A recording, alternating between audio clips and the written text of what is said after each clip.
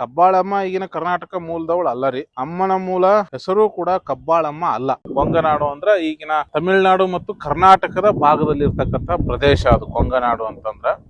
ಅಲ್ಲಿ ಒಬ್ಬ ಬಡ ಶಿವ ದಂಪತಿಗಳಿದ್ರು, ಬರಿಯಮ್ಮ ಮತ್ತ ಬರಿಯಪ್ಪ ಅಂತ.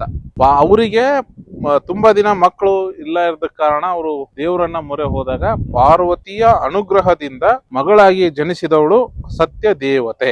ಮತ್ತೆ ಅವ್ರಿಗೆ ಇನ್ನ ಇಬ್ರು ಮಕ್ಕಳಿದ್ರು, ಬಿಸಿಲಮ್ಮ ಮತ್ತೆ ತಮ್ಮನ ಹೆಸರು ಭೈರವ ಅಂತ. ಕೆಂಡೇಗೌಡನನ್ನ ಮದುವೆ ಆದಂತಹ ಸತ್ಯ ದೇವತೆ ಅಂದಾಜು ಕ್ರಿಸ್ತ ಶಕ 1603 ಕೊಂಗನಾಡನ್ನ ಬಿಟ್ಟು ಕರ್ನಾಡಿಗೆ ಬಂದು ಶಾಶ್ವತವಾಗಿ ನೆಲೆ ನಿಲ್ತಾಳ್ರಿ. ಕೊಂಗನಾಡಿನ ರಾಜ ಈ ದೇವಿಗೆ ಧರ್ಮ ದೇವತೆ ಅಂತ ಕರೆದಿದ್ದಾರೆ. ಸತ್ಯ ದೇವತೆ ಏನು ಕರ್ನಾಟಕದ ವಡಕೆರೆ ಎಂಬ ಹಳ್ಳಿಗೆ ಬಂದಾಗ್ರಿ ಮಹದೇಶ್ವರ ಅವರು ಅವರನ್ನ ಕಾಣ್ತಾರ.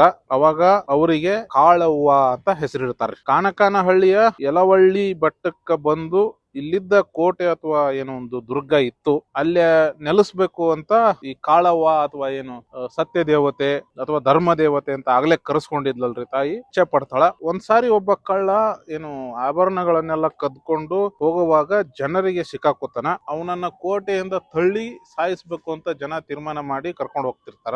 ಕಳ್ಳ ಈ ದೇವತೆಗೆ ಬೇಡ್ಕೋತಾನ, ನನ್ನನ್ನ ಕಾಪಾಡು, ಬದುಕಿಸು ಅಂತ ಒಂದು ಹರಕೆ ಕೂಡ ಹೊರತಾನ್ರಿ. ಅತ ರೀತಿ ಸಾರ್ವಜನಿಕರು ಏನ್ ಮಾಡ್ತಾರ, ಕಳ್ಳನ ತಗೊಂಡೋಗಿ ಬೆಟ್ಟದ ಮೇಲಿಂದ ಎಸಿತಾರ. ಆದ್ರೆ ಕಳ್ಳಗ ಏನೂ ತಾಗ್ಲಾರ್ದಂಗ ಬದಿ ಕುಳ್ಕೋತಾನ.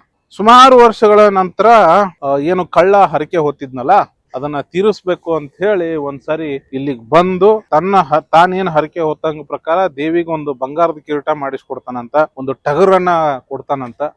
ಅವಾಗ ದೇವಿಗೆ ಅವನ ಕರೆದಂತ ಹೆಸರು ಕಳ್ಳನ ಬಾಳನ್ನ ಬೆಳಗಿಸಿದಂತಹ ದೇವಿ ಕಬ್ಬಾಳಿ, ಕಬ್ಬಾಳಮ್ಮ ಅಂತ ಹೆಸರು ಕರೀತಾನಂತ. ಅವಾಗಿಂದ ಆ ಹೆಸರು ಇಲ್ಲಿ ತನಕ ಬಂದೈತಿ. ಊರಿಗೆ ಕಬ್ಬಾಳು ಅಂತ ಬಂತು. ಕಬ್ಬಾಳಮ್ಮ ಅಂತಂದ್ರ ಕಾಳಮ್ಮ, ದುರ್ಗಮ್ಮ, ಲಕ್ಷ್ಮಿ ಅಂತಾನು ಇನ್ನೊಂದು ಹೆಸರು ಐತ್ರಿ.